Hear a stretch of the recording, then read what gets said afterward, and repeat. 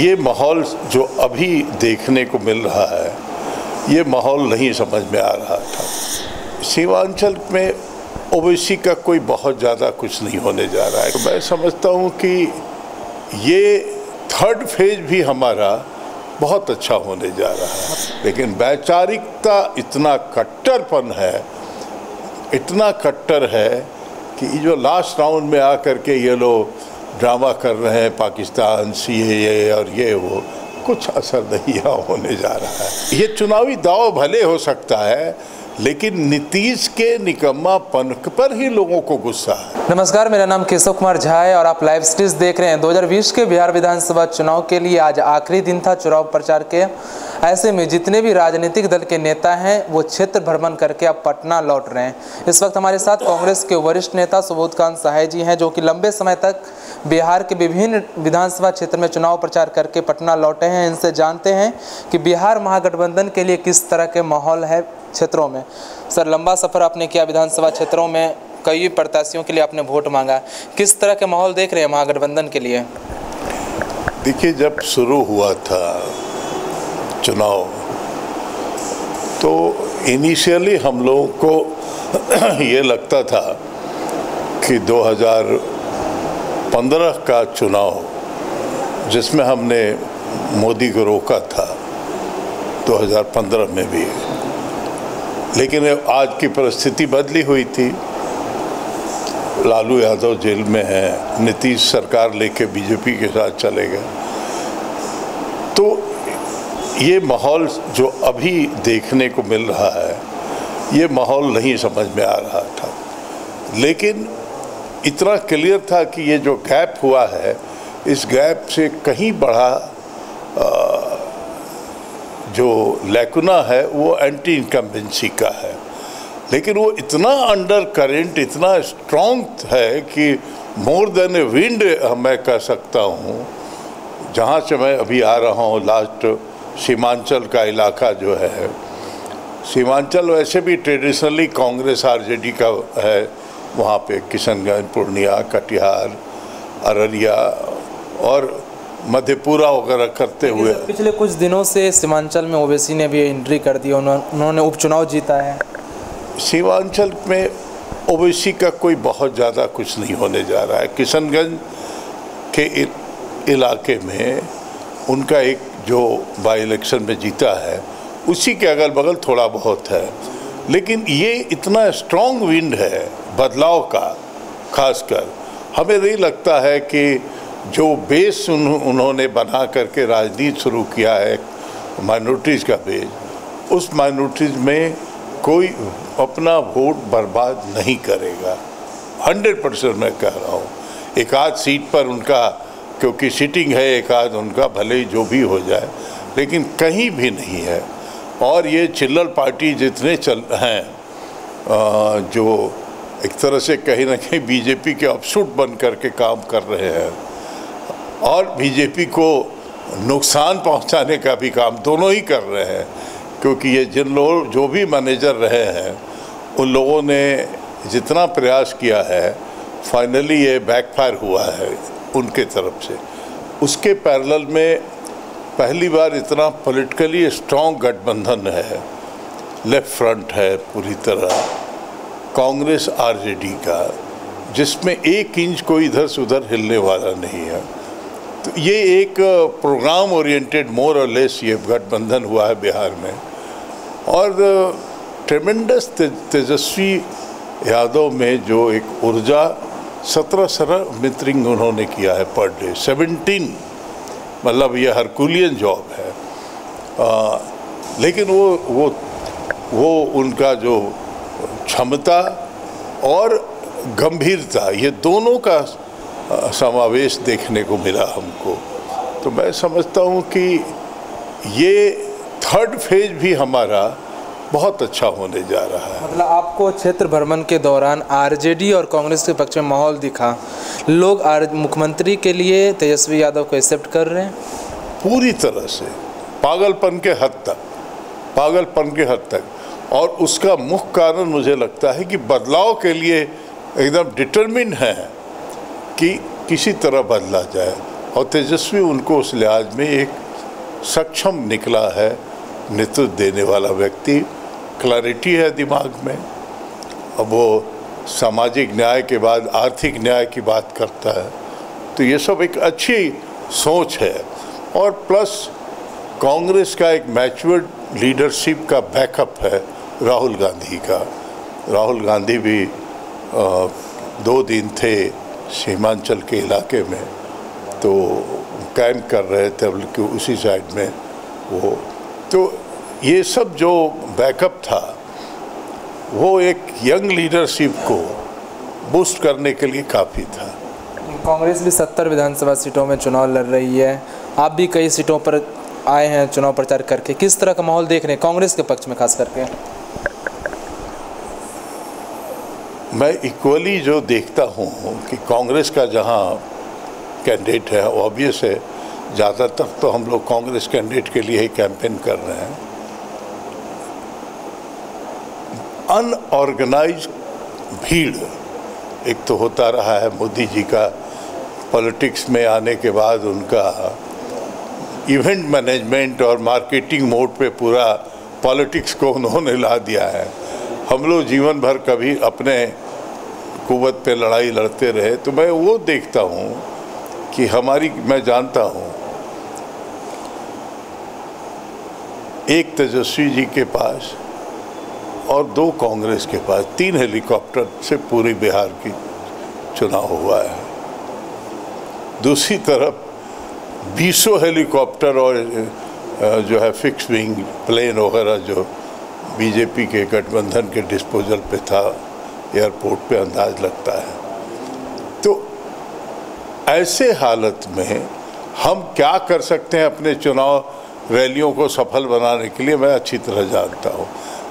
इसीलिए मैं कह रहा हूँ कि unorganised crowd like a friend madly सब लोगों ने राहुल गांधी की सभाओं को भी अपना समर्थन दिया है, मैडली दिया है। और उनके मन की बात जहाँ कोई एक शब्द भी आए तो पूरा क्राउड खड़ा होकर के चीयर किया है। तो ये सब चीज़ें हमको एक आंदोलन रूपी चुनाव का स्वरूप देखने को मिला। लेकिन सर, जिस तरह से मुख्यमंत्री नीतीश कुमार कह रहे हैं कि मैं जनता के बीच जा रहा हूं अपने काम के आधार वोट मांगने के लिए, क्या नीतीश कुमार ने काम नहीं किया है? नीतीश कुमार का काम मुझे लगता है कि जो पहला टर्म में किया था, फर्स्ट 5 ईयर, उसी को वो काम कह रहे हैं। ये 10 साल उनका जो है निर्गुण रहा है। जिस बिहार में वो रोड, पुल, पुलिया, रोड की बात करते हैं, आप पूरे पूर्वांचल में या मिथिलांचल में चले जाइए या ये बेतिया की तरफ इधर चले जाइए, कहीं रोड नहीं है। ये ऐसा नहीं कि बाढ़ के साथ खराब हुआ, कहीं रोड नहीं है। तो हमको भी ताजुब लगता था कि बहुत दिनों के बाद ऐसे रोड से गुजरना पड़ा है हम लोगों को भी। तो मुझे लगा कि ये जो काम की बात कर रहे हैं, मामूली एक रोड जब नहीं है कि आप कटिहार से मैं मधेपुरा गया हूँ और बाप रे बाप, मतलब भगवान ही बचा के लाया है कि कैसे कवर किया है हमने।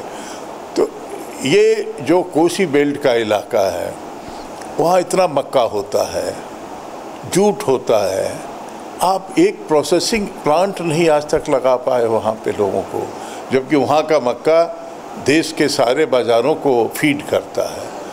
तो अगर हो जाता, वैल्यू एडिशन हो जाता तो उनको मिलता। 28 शुगर मिल था बिहार में पुराना, सारे मिल बंद हुए आज, आप उसको चालू नहीं करा। आप ये जो आप कहते हैं कि साहब हम किसानों के लिए कानून लाए हैं, तो जो पहले से कमाता था किसान, क्योंकि किसान शुगर केन रॉ मटेरियल है शुगर इंडस्ट्रीज का, तो वो कमाता था, तो उसकी एक आर्थिक संपन्नता थी। पूरा नॉर्थ बिहार का जो पार्ट है, ये छपरा से लेकर के बेतिया तक का सब बंद है। आप कुछ नहीं तो पावर प्लांट ही लगा करके यहाँ सरप्लस बिजली पैदा किए होते हैं, सस्ते दाम पे लुभाते इंडस्ट्रीज को, कि हमारे यहाँ ये आखिर क्या है जो आपके यहाँ आपके लेने आएगा। ये मूलतः एक कृषि प्रधान राज्य है, तो कृषि प्रधान राज्य में post harvest management, cold chain, supply chain, processing industry, ये महत्वपूर्ण होता है। जो वैल्यू एडिशन करता हो किसानों को उसका दुगना तिगना दाम जो आज हम लोग प्रोसेस फूड खाते हैं वो नहीं मिलता है। कोदो के भाव उनका अनाज बिक जाता है सब।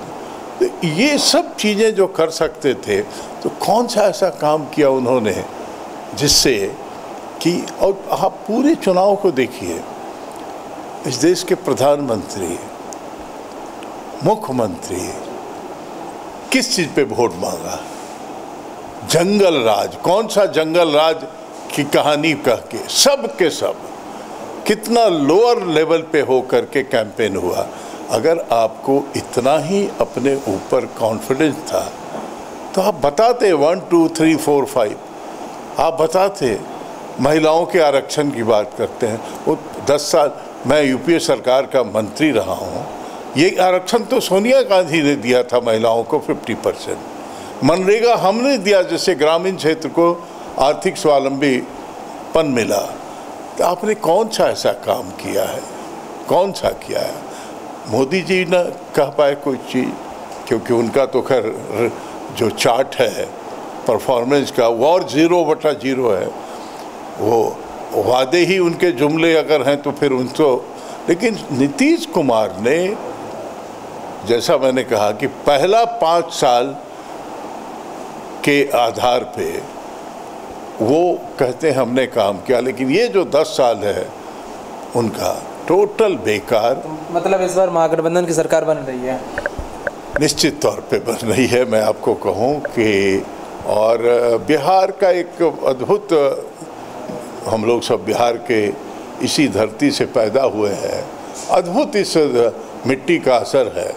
आपको देखने से सब आधा कपड़ा पहने हुए खुले बदन नज़र आएगा, लेकिन वैचारिकता इतना कट्टरपन है, इतना कट्टर है कि जो लास्ट राउंड में आकर के ये लोग ड्रामा कर रहे हैं, पाकिस्तान, सीएए और ये वो, कुछ असर नहीं होने जा रहा है। और तो और मुझे ताजुब लग रहा है कि नीतीश कुमार ने जो एक तरह से फील्ड छोड़ के जाने की घोषणा कर दी। आखिरी अब चुनावी सभा में कहा, बोले हैं कि ये मेरा आखिरी चुनाव है, जनता सब मालिक है। अब कुछ नहीं, इससे नहीं समझते कि ये चुनावी दाव है नीतीश कुमार का। ये चुनावी दाव भले हो सकता है, लेकिन नीतीश के निकम्मापन पर ही लोगों को गुस्सा है। और बीजेपी उसमें जो जिस तरह से नीतीश का घेर करके उसको मारने का काम किया, आप कहीं देख जाइए, एक पोस्टर नहीं है, एक बैनर नहीं, एक होर्डिंग नहीं है नीतीश का। हमें ताजुब लगा क्योंकि पिछला चुनाव भी नीतीश को लेके हम लोग लड़ रहे थे साथ, उनके पोस्टर पर ही वोट मांग रहे थे वो कि हमने, लेकिन इसमें एक नहीं है। तो बीजेपी ने भी घर, मतलब बीजेपी के गेम चेंजर में फंस गए नीतीश कुमार। नहीं, 100% बीजेपी के गेम चेंजर में फंस गए और फाइनली उनको घोषणा करना पड़ा है। हम नीतीश को छात्र जीवन से जानते हैं। नीतीश बुरे परिस्थिति को झेल नहीं सकते हैं, वो रंग छोरियर जिसको कहा जा सकता है वो छोड़ करके। और ये इस्तीफा की बात अगर वो राजनीतिक है, क्योंकि उनके लोग जो है बड़े मनाने और ये वो का जो बयानबाजी शुरू हुआ है, ये और भी नीतीश के व्यक्तित्व को ख़त्म करेगा। और नीतीश हार मान चुके हैं।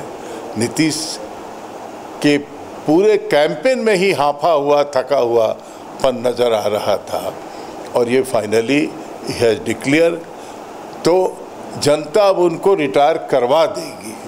मतलब अपने हार की वजह से वो रिटायर होने की बात कहीं बोले हैं? मैं समझता हूँ कि इतना असेसमेंट तो नीतीश को होगा ही कि ये जो अंडर करेंट जो था वो ना नीतीश को अंदाज़ा था न वो हम लोगों को अंदाज़ा था। लेकिन नीतीश को ज़्यादा पता होगा कि हमारे पैर से ज़मीन खिसक गई। तो आप सुन रहे थे कांग्रेस के वरिष्ठ नेता सुबोध गांसाई जी को, जो कि लंबे समय तक बिहार में चुनावी सभा को संबोधित किए हैं, चुनावी कैंपेन किए कांग्रेस और महागठबंधन के लिए। साफ तौर से कह रहे हैं कि इस बार बिहार में महागठबंधन की सरकार बन रही है। कैमरामैन गुड्डू के साथ केशव कुमार झा, लाइव सिटीज़ पटना।